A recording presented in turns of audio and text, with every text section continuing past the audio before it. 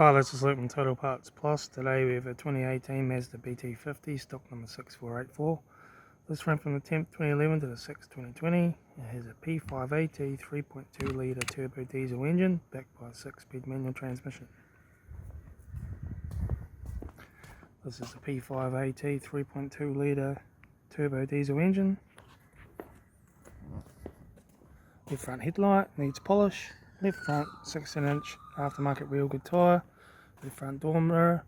Left front door no dents. Left rear door no dents.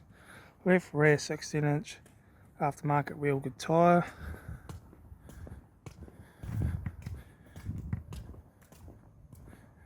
Right rear 16-inch aftermarket wheel good tyre.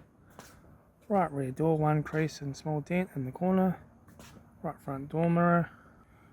Right front door card, right front master switch, center console lid, manual gear shifter, heater AC controls, factory single stack stereo, display cluster, interior mirror, front courtesy light with sunglass holder, left front sun visor, right front sun visor, factory 3-spoke vinyl steering wheel, instrument cluster,